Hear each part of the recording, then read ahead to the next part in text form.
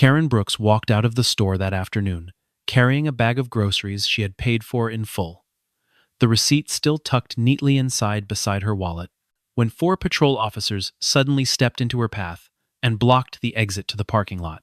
A young store employee pointed a trembling finger in her direction and shouted the words that would change everything in an instant. "That's her," he said. "That's the woman who stole from us." Karen stood still, calm on the outside, though her heart had begun to race, and calmly explained that the receipt was right there in the bag if anyone cared to look. Not one officer reached for it. Not one officer asked to see it. Instead, with dozens of phones already raised and recording from every angle of the lot, they pulled her arms behind her back and locked the handcuffs around her wrists in front of a crowd that had gathered within seconds. It was only when one young officer happened to glance down at the faint tattoo on the inside of her wrist, a small insignia belonging to an elite tactical unit, that his stomach dropped and his hands went cold. The woman they had just placed under arrest, the woman being led toward a patrol car in front of a screaming crowd, was their own police captain, currently off duty, and simply trying to enjoy a quiet afternoon like anyone else. Karen Brooks was 45 years old, and for 22 years, she had worn the uniform of the city's police department with a sense of duty that ran deeper than any badge could measure. She had climbed through the ranks, not through connections or luck, but through relentless work, fair judgment, and a reputation among her colleagues for treating every single person, victim or suspect, rich or poor, with the same measured respect. Officers who had come up under her leadership often said the same thing about her, that Captain Brooks never raised her voice unless the situation demanded it, and that she never assumed the worst about anyone before the facts were in. That was precisely why so many people would later find what happened to her almost impossible to believe. On this particular day, a rare day off after nearly 3 straight weeks of double shifts, Karen had no intention of being recognized by anyone. She left her badge locked in a drawer at home, left her department vehicle parked in the garage, and dressed in a simple pair of faded blue jeans and a plain gray hoodie, the kind of outfit that made her look like any other tired woman running errands on a Saturday. She drove her own car, an older sedan with a dent in the back bumper, to a large retail store on the edge of town, the kind of place with wide aisles and long lines and employees who rotated through so quickly that almost nobody recognized regular customers, let alone an off-duty police captain. Nobody there had any reason to know who she was, and that was exactly the point. For years, Karen had joked with her closest colleagues that the uniform, however proud she was to wear it, also carried a strange kind of loneliness with it. The way people's faces shifted the moment they recognized her rank, the way conversations grew careful and guarded whenever a badge entered the room. She missed, more than she ever admitted out loud, the simple experience of being just another face in a crowded store, unnoticed and unremarkable, free to move through the world without anyone adjusting their behavior around her presence. Karen wanted, for just one afternoon, to be an ordinary woman doing ordinary things.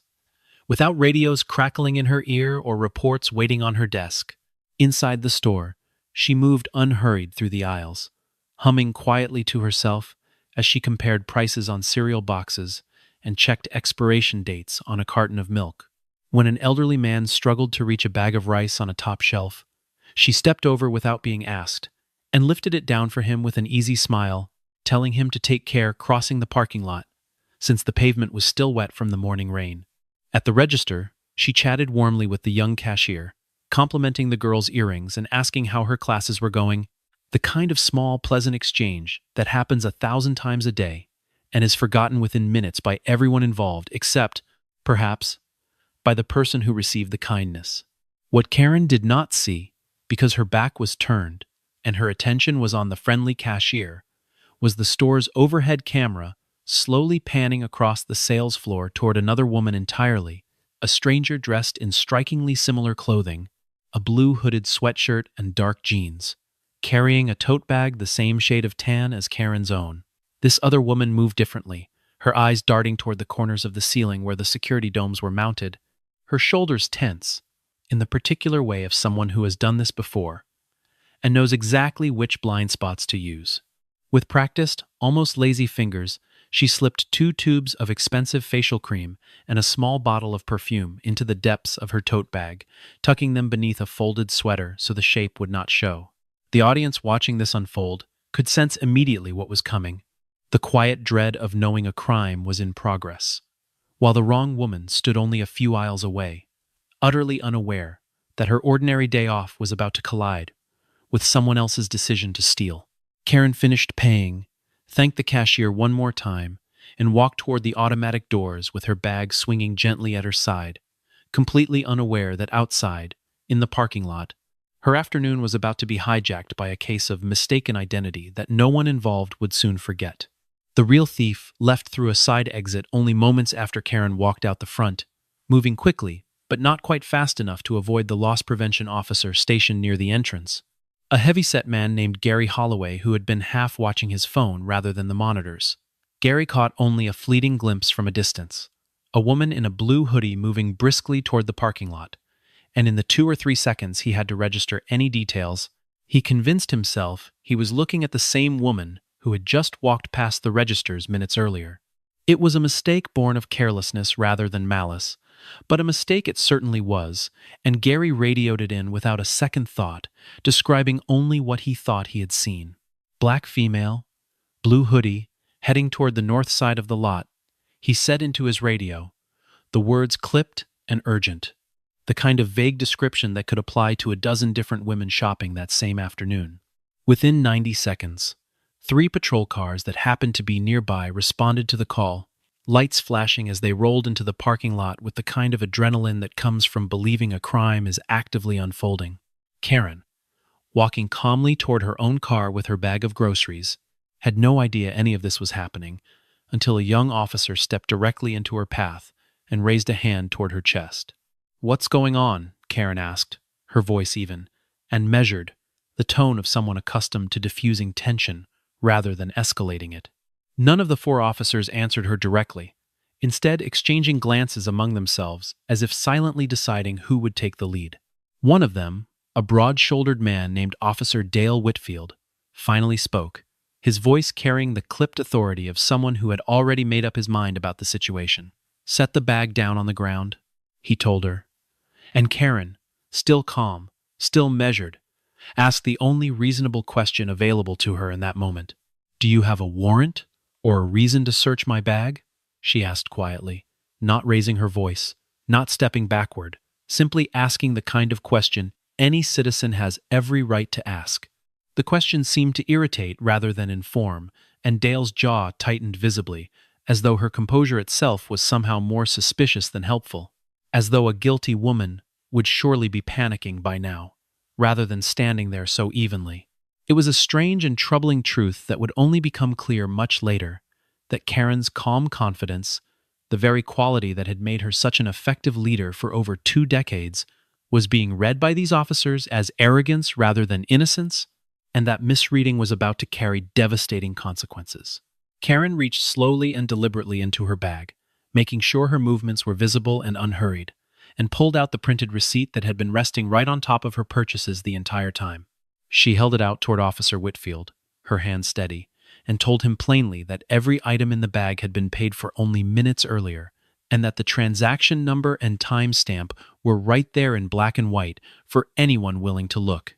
Whitfield barely glanced at the paper, before waving it away with something close to contempt in his voice. "Anybody can print one of these at home," he said, a claim so easily disproven and yet stated with such total confidence that several bystanders nearby exchanged uneasy looks. Karen, refusing to let frustration creep into her tone, asked once more, this time more specifically, whether anyone intended to pull the store's security footage before taking this any further. Nobody moved to do so. A young store employee standing near the entrance, a teenage girl who had watched the entire encounter unfold, took a hesitant step forward and said quietly that she wasn't entirely sure this was even the same woman who had left the store, but her voice was thin and uncertain against the growing chaos. Before the girl could finish her sentence, the store manager, a stocky man named Rick Delaney, who had rushed outside upon hearing the commotion, cut her off sharply and told her to let the police handle it insisting this wasn't something for employees to weigh in on. By now, a crowd had begun gathering along the edge of the parking lot, drawn by the flashing lights and raised voices, and dozens of phones rose into the air to capture what was unfolding. Murmurs rippled through the onlookers, some voices calling out that this looked like blatant racial profiling, unfolding in broad daylight for anyone with eyes to see, while other voices, quieter but no less present, argued that if the woman was truly innocent, she would simply let the officers verify it and clear the matter up. The tension in the parking lot thickened with every passing second. 4 armed officers surrounding a single unarmed woman who had done nothing but ask reasonable questions, while a crowd of strangers debated her guilt or innocence in real time without a single verified fact between them. Somewhere in that swelling crowd, a woman whispered to her friend that she recognized something familiar in the arrested woman's face, but couldn't place where from, a small detail that would matter enormously in the hours to come. The situation had crossed the point where calm words alone could resolve it, and everyone standing in that parking lot could feel, with a kind of collective dread, that something was about to happen that could not be easily undone. A man near the front of the crowd, an older gentleman named Harold Simmons, who had lived in the neighborhood for over 30 years, stepped forward and asked, in a voice loud enough for the officers to hear, whether anyone intended to simply walk back inside and pull the footage before things went any further. His question was reasonable, practical, the kind of solution that could have ended the entire standoff within minutes, yet it too was waved away, this time by Officer Whitfield, who insisted that procedure required them to secure the suspect first and sort out details later. Harold shook his head slowly, muttering to the woman beside him that he had seen this exact pattern play out before, and that it rarely ended the way people hoped it would. Nearby, a mother pulled her young son gently away from the front of the crowd, shielding his view of the unfolding scene, though the boy kept craning his neck to watch anyway, his eyes wide with the particular curiosity children carry, before the world teaches them to look away. Karen did not resist, did not raise her hands, did not so much as flinch when Officer Whitfield finally stepped behind her and reached for the handcuffs hanging from his belt. What she refused to do, however, was sign the incident acknowledgement form that another officer thrust toward her, a document that would have amounted to an admission of guilt before any actual investigation had taken place. "I will cooperate fully," she told them evenly, "but I will not sign something that isn't true," and there was a quiet steel in her voice that made even the officers pause for half a second before continuing. Whitfield, his patience worn thin by what he perceived as defiance rather than principle, moved forward and closed the cuffs around her wrists with more force than the moment required, the metal clicking shut with a sound that seemed to echo across the suddenly silent parking lot. Karen's phone slipped from her jacket pocket during the struggle and clattered onto the pavement, its screen cracking against the asphalt, and a ripple of gasps and shouted objections rose from the crowd of bystanders who had watched every second unfold. Several people surged forward instinctively, phones still recording, voices rising in protest, until other officers moved to hold the crowd back at a distance. Karen said nothing further as she was guided toward the open door of the patrol car, offering no protest, no plea, no attempt to explain who she truly was. Instead, she was silent, deliberately silent, watching each of the 4 officers with the sharp, assessing eyes of someone cataloging every mistake being made in real time. As the door shut and the car pulled away from the curb, she sat in the back seat with her hands cuffed behind her, her posture straight, her breathing controlled, giving no outward sign of the storm building quietly inside her. It would have taken only a single sentence for her to end this entire ordeal within seconds, one sentence identifying her rank and her badge number, yet she chose to say nothing at all. Watching from outside, anyone might have wondered why a woman with the power to instantly clear her own name would choose instead to remain silent through such an injustice, allowing the moment to unfold exactly as it would for any ordinary citizen without connections or rank to shield them. The answer to that question would not become clear until much later, but it was rooted in something Karen had believed for the entirety of her career, the conviction that a badge should never be a shortcut around justice, but rather a lens through which justice could finally be seen clearly by everyone who wore one. It was a young officer named Marcus Ortiz, barely 2 years into the job and still new enough to notice details his more seasoned colleagues had stopped paying attention to, who first began to sense that something about this arrest did not add up. Watching Karen through the rearview mirror as he drove, Marcus noticed the way she sat, spine straight, shoulders squared, her eyes methodically tracking every landmark and street sign they passed, as though she were memorizing the route out of habit rather than fear. It was not the posture of a frightened suspect, but the posture of someone trained, someone who had spent years learning to observe a scene rather than simply endure it. When Marcus made a passing comment about traffic patterns near the station, Karen responded with a term specific to internal department protocol, a phrase most ordinary citizens would never have reason to know, let alone use so naturally and precisely. Marcus glanced at his partner beside him, a slight furrow forming between his brows, and asked almost jokingly whether she used to work in private security or something similar. Karen only offered a small, unreadable smile in response, saying nothing more, leaving the question hanging unanswered in the quiet of the car. At a red light, another officer riding in the second vehicle happened to catch sight of a faint scar along Karen's forearm, visible where her sleeve had ridden up slightly during the struggle at the store.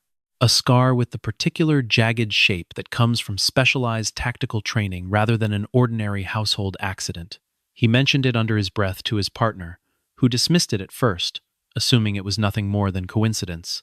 But then came the tattoo, small and faded with age, positioned exactly where officers within the department's former Special Weapons and Tactics Unit traditionally marked themselves, a symbol very few civilians would ever recognize, and even fewer would dare to fake. Marcus, still watching Karen in the mirror, felt a cold, uneasy suspicion begin to form in the pit of his stomach, though he could not yet name exactly what it was he feared.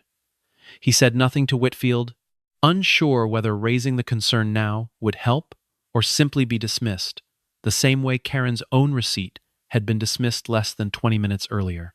By the time they pulled into the station's parking garage, a quiet unease had settled among the officers, an unspoken sense that something about this arrest was far more complicated than a simple shoplifting call. Marcus found himself replaying the entire encounter in his mind as he parked the vehicle, turning over every small detail that had felt slightly wrong from the very beginning. The way Karen had immediately known to ask about a warrant, the way she had held her hands perfectly still during the handcuffing, neither resisting nor flinching, as though her body understood something her circumstances did not yet allow her to say aloud. The way she had scanned the parking lot before getting into the car, not with fear, but with the practiced, sweeping attention of someone assessing exits and threats out of pure habit. None of it, taken individually, proved anything at all. Yet together the details formed a pattern that nagged at him with growing insistence. A pattern he could not quite name, but could not ignore either. And it was that very unease that would soon prove to be entirely justified. Inside the station, Karen remained composed.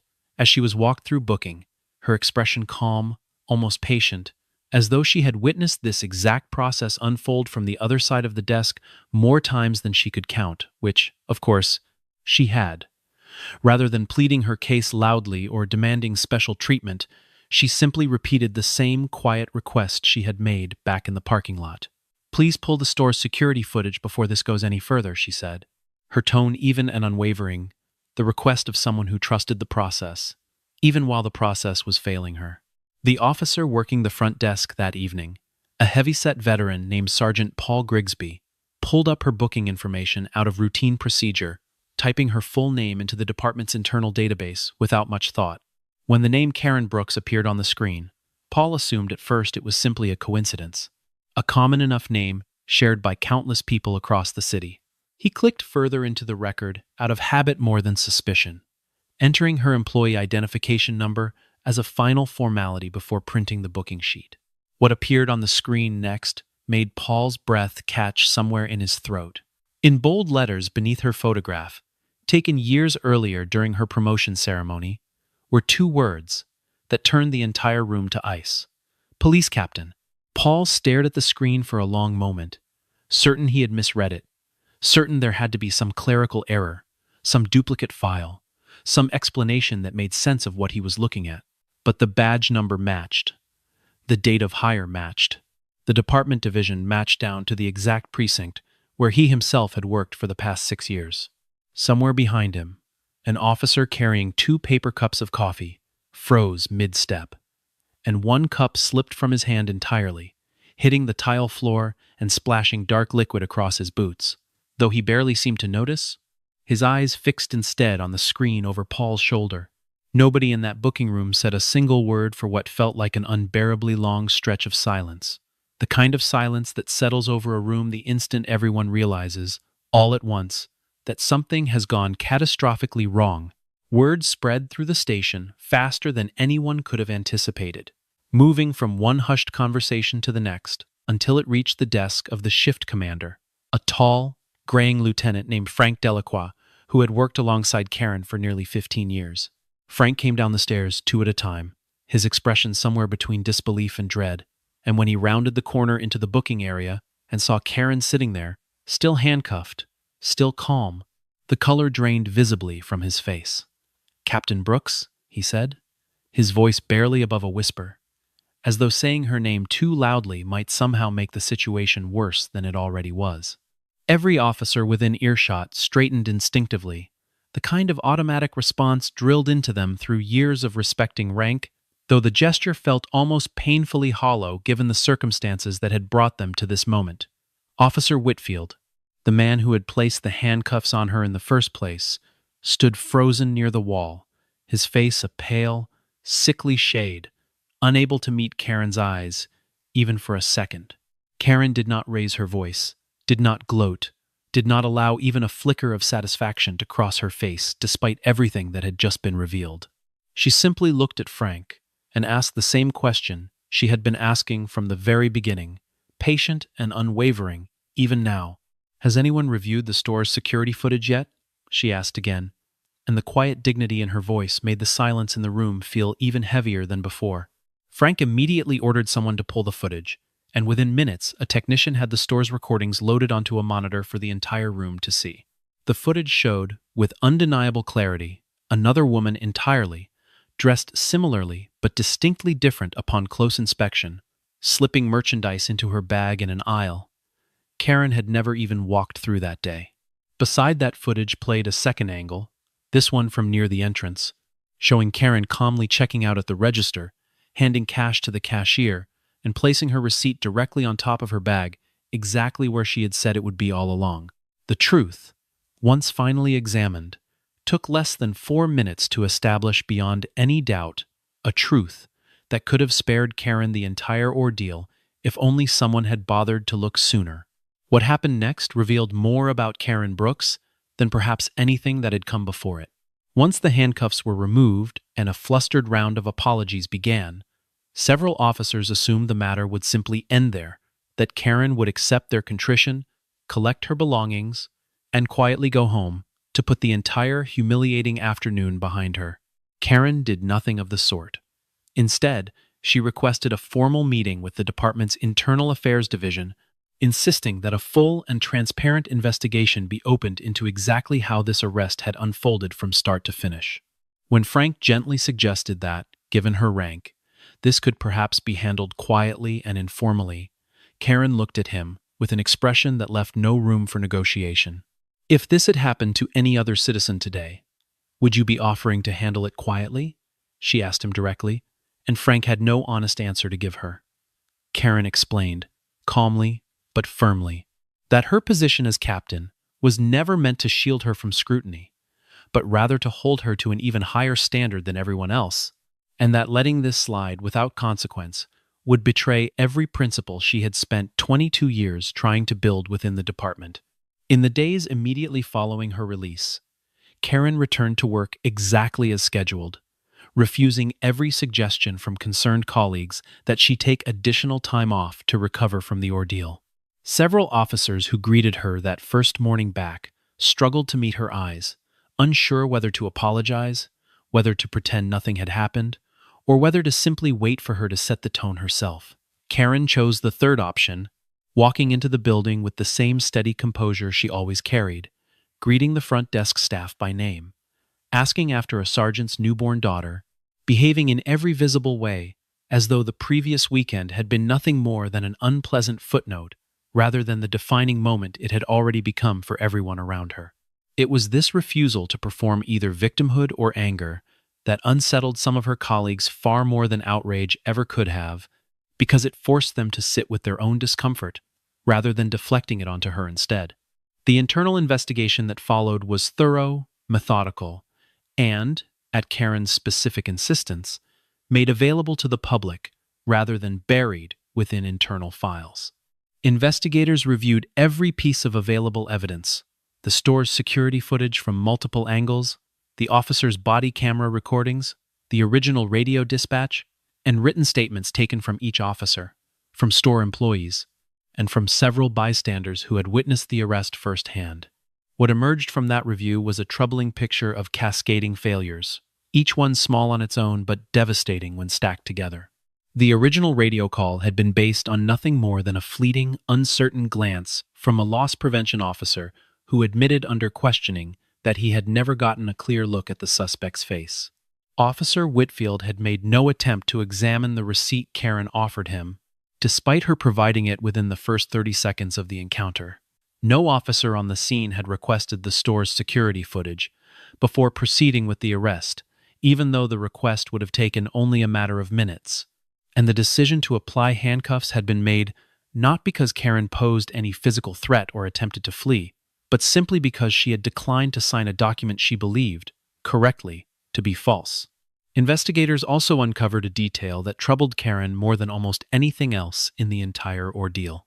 The young store employee who had voiced her uncertainty in the parking lot, the one who said she wasn't entirely sure this was the same woman, had been immediately silenced by her own manager, rather than encouraged to speak further. That single suppressed voice, had it been allowed to continue, might have unraveled the entire mistaken arrest within the very first minute. Karen made a point of personally thanking that young employee later, telling her that the courage to speak up, even quietly, even against pressure from a supervisor, mattered more than most people ever realized. It was, Karen said, exactly the kind of instinct the world needed more of, not less. The investigation ultimately concluded that 4 separate and preventable breakdowns in procedure had occurred that afternoon, any one of which, if corrected, could have stopped the wrongful arrest before it ever began. In the weeks that followed, the consequences of that single afternoon rippled outward through the department and the store alike, transforming what might have remained a quietly buried incident into a catalyst for genuine reform. Officer Whitfield was placed on administrative suspension while the investigation concluded and was later required to complete extensive retraining focused on de-escalation and evidence verification before he would be permitted to return to active duty. The store's general manager, Rick Delaney, issued a public apology, standing outside the very entrance where the arrest had taken place, acknowledging that his staff had failed to follow basic verification procedures and pledging that every loss prevention employee would undergo new, more rigorous training before returning to the sales floor. Gary Holloway, the loss prevention officer whose hurried glance had set the entire chain of events into motion, was reassigned to a different role within the company, one that did not involve identifying or reporting suspected shoplifters without corroborating evidence. Beyond these individual consequences, the police department itself undertook a broader review of its arrest procedures, ultimately adopting new department-wide policy, requiring officers to review available surveillance footage whenever it existed, before making any arrest connected to a retail theft complaint. The department also introduced a mandatory waiting period before handcuffs could be applied in non-violent retail theft situations, requiring officers to first attempt basic verification, a receipt check, a witness statement, a look at available camera footage, unless the suspect posed an immediate physical threat or attempted to flee the scene. Training sessions were restructured to include real case studies, Karen's own arrest chief among them, presented not as an isolated failure, but as a teaching tool meant to illustrate exactly how quickly good intentions could curdle into injustice when procedure was treated as optional rather than essential. A new position was created within the department, an officer whose sole responsibility was reviewing bias-related complaints and near-miss incidents cases where a wrongful arrest had been narrowly avoided only through luck rather than proper procedure. Frank Delacroix, still shaken by how close his own department had come to permanently damaging one of its most respected captains, personally championed many of these reforms, appearing before the city council to request additional funding for the retraining programs Karen had insisted upon from the very beginning. Karen, true to her word, declined every offer of a quiet, private apology extended to her behind closed doors. When Frank suggested a small internal ceremony to formally acknowledge the department's failure and offer her a personal apology away from public view, Karen shook her head and told him that would defeat the entire purpose. If the mistake happened in public, in front of dozens of witnesses and cameras, then the accountability needed to happen in public as well, she said. Otherwise, nothing about the process would feel honest to the people who had watched it unfold. Video captured that day by bystanders had already begun circulating widely by the time the investigation concluded. And rather than resist or suppress it, Karen chose to speak publicly about what had happened, using her own experience as a lens through which the broader community could examine questions of bias, procedure, and the fragile trust between citizens and the officers meant to protect them.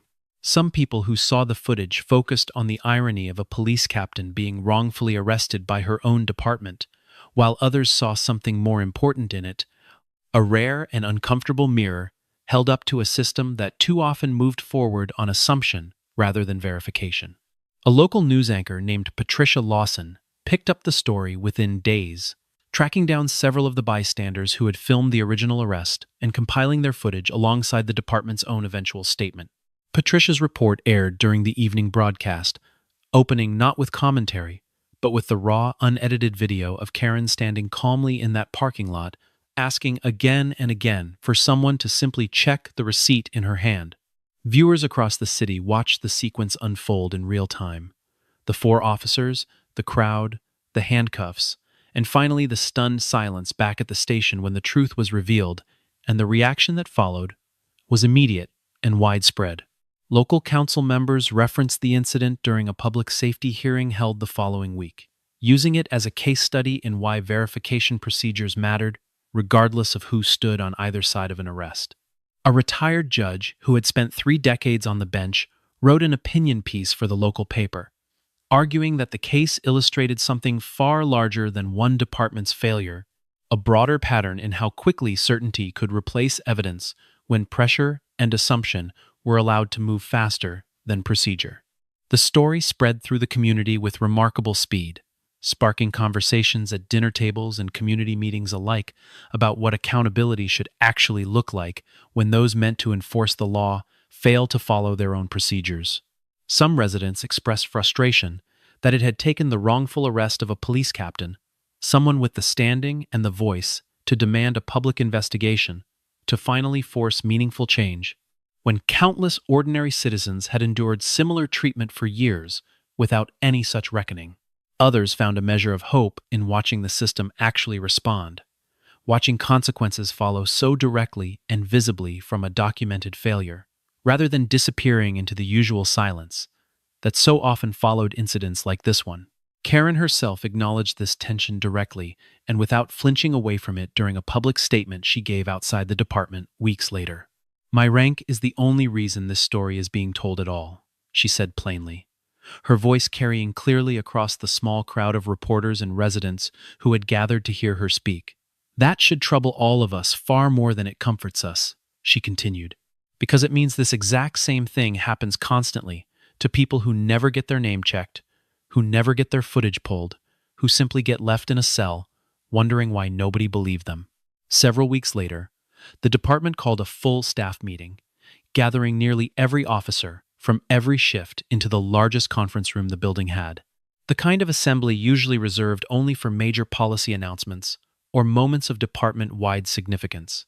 Karen stood at the front of the room, dressed once again in her full captain's uniform, her badge polished and visible on her chest exactly where it belonged. She spoke without notes, her voice steady, carrying easily to every corner of the silent room. "A badge does not make a person worthy of respect," she told them, letting the words settle before continuing.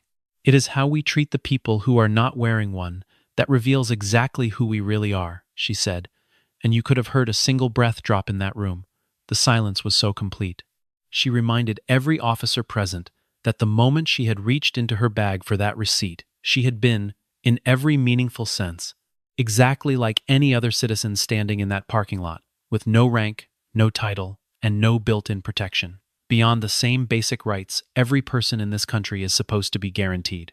Near the back of the room, Officer Dale Whitfield rose slowly from his seat, his hands trembling slightly at his sides, and asked if he could speak.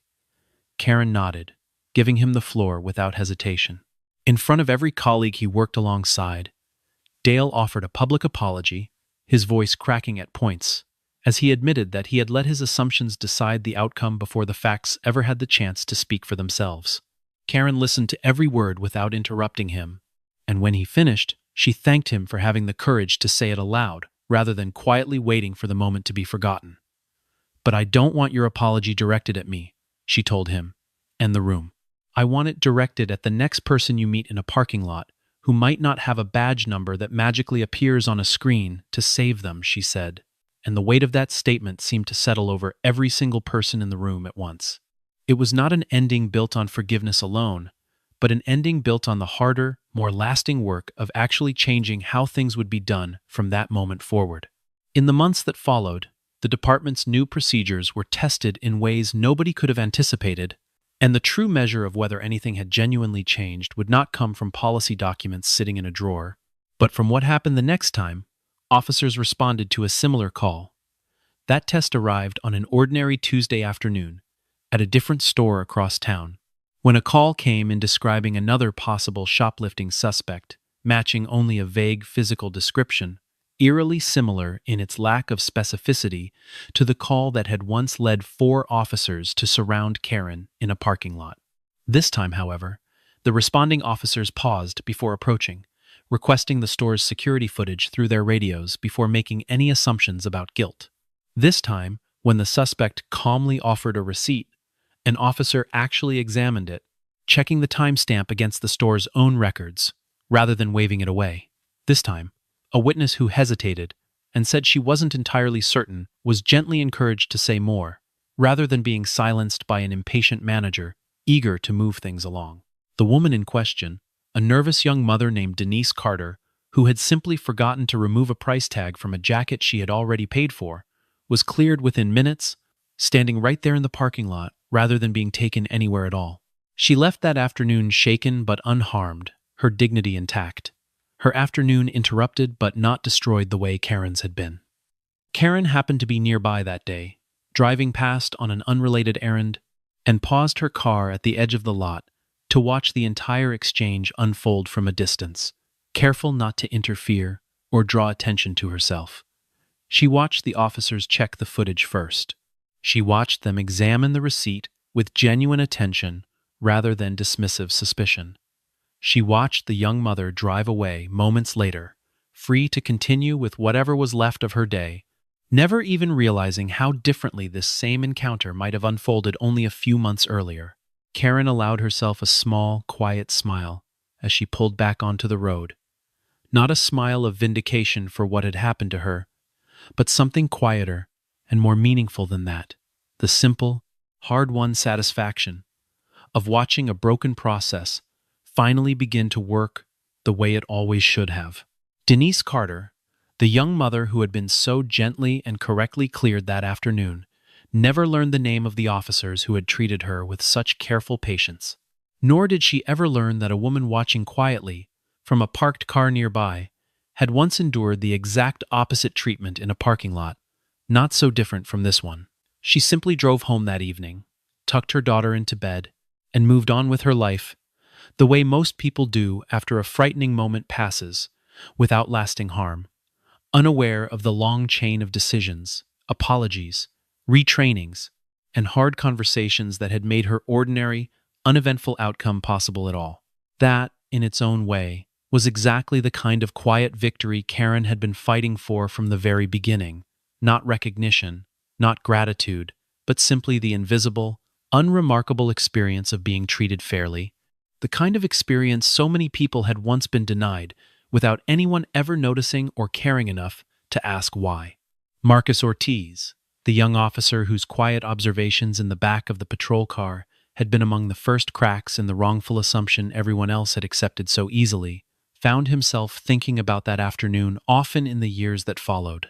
He eventually requested a transfer into a specialized training division within the department, spending his days teaching new recruits the very lessons he himself had learned firsthand: the importance of noticing details rather than confirming expectations, the discipline required to question a story that seems to explain itself too neatly. He kept a printed still frame from the store's security footage taped inside his locker, not as a trophy or a point of pride, but as a quiet, permanent reminder of how easily an entire chain of good intentions could still produce a terrible outcome, when nobody paused long enough to ask a single clarifying question.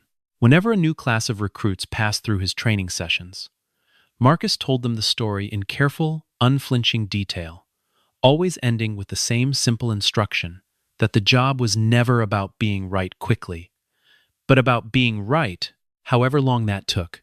Karen never spoke publicly again about the details of her own arrest after that staff meeting, choosing instead to let her actions and the department's changed procedures speak for themselves in the months and years that followed. She continued serving as captain, continued mentoring young officers like Marcus Ortiz, whose early instincts that day had, in a strange way, been among the first threads that helped unravel the entire mistaken chain of events. She never let the story become about her own vindication, deflecting every opportunity to frame herself as a hero of the moment, insisting instead that the true measure of what happened lay entirely in whether the next ordinary citizen, the next person without a badge number or a captain's rank, would be treated with the same basic fairness she herself had ultimately received, only because of who she happened to be. Years later, when younger officers asked her directly why she had chosen to stay silent for so long that afternoon in the parking lot, rather than simply revealing her rank the moment the handcuffs came out, Karen always answered the question the same careful way. She told them that revealing her identity in that moment would have solved her own problem instantly, but it would have left every underlying failure completely untouched, buried beneath the relief of a resolved emergency, rather than exposed to the daylight it needed in order to actually change. Silence, in that specific moment, had been the only way to ensure the system was tested honestly, without any shortcut, without any rank cutting the line before the truth had the chance to matter on its own. It was, she often admitted, one of the hardest decisions of her career, sitting in the back of that patrol car and choosing discomfort over convenience, but she never once described it as a decision she regretted making. That, in the end, was the quiet lesson beneath everything that had unfolded, a lesson that took root far more slowly than the viral footage, or the public apologies, or the disciplinary hearings ever could. Justice does not begin the moment someone discovers a person's title, their rank, or their position of respect within a community. It begins far earlier than that, in the very first seconds of any encounter, in the willingness to ask a question before assuming an answer, in the discipline to check a receipt before assuming it is false, in the courage to listen to the quiet, uncertain voice at the edge of the crowd instead of silencing it. Real justice begins the moment every person, badge or no badge, is treated as though their word, their evidence, and their dignity matter exactly the same as anyone else's. And it was that lesson, hard-earned in a parking lot on an ordinary afternoon, that Karen Brooks spent the rest of her career trying to make sure no one in her department would ever again have to learn the hard way.